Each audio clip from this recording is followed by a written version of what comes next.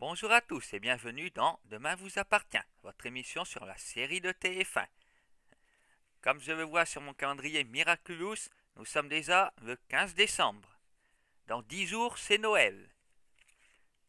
Les personnages du feuilleton sont déjà en train de préparer la fête depuis un petit moment. L'intrigue en cours vient de se conclure.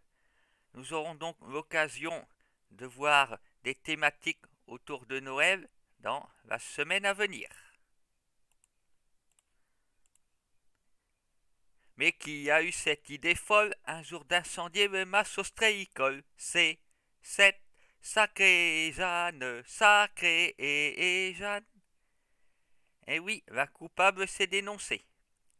C'est Jeanne elle-même qui a provoqué l'incendie afin de se suicider ce jour-là. Évidemment, elle a mis toute sa famille dans la panade.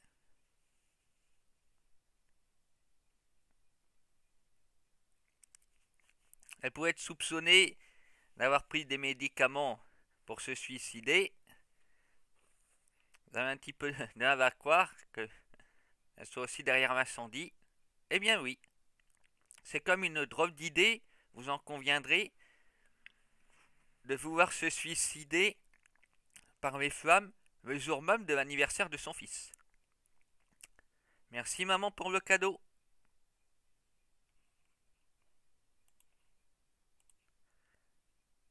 Mais, malgré tout, la famille est réunie. Il y a eu plus de peur que de mal.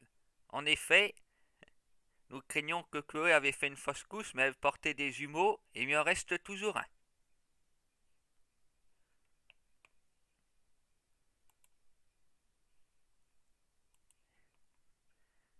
Flore va également mieux.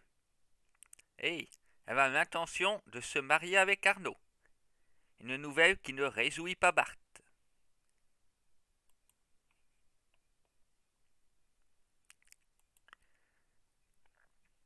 Ariane se rapproche beaucoup d'Antoine et Suleiman, mais Antoine a décidé de rompre toute relation avec elle. Une fois de plus, ce personnage ambigu nous trouble.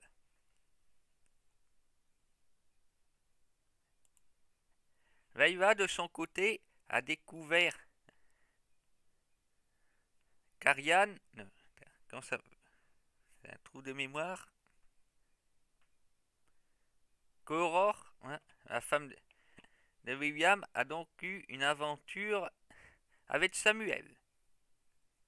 Et, visiblement, Sophia serait leur fille.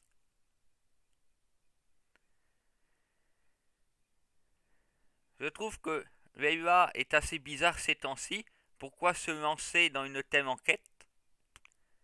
Samuel voulait que cela reste discret, alors pourquoi vouloir à tout prix vérifier sa paternité? Pour lui faire une surprise en plein repas de Noël avec mes amis. Hop, Sophia est ta fille. C'est ceux de William qui va pas être très réjoui de ça.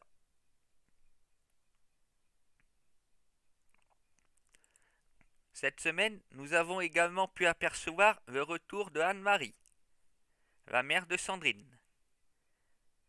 Maintenant qu'elle est veuve, elle est toute seule.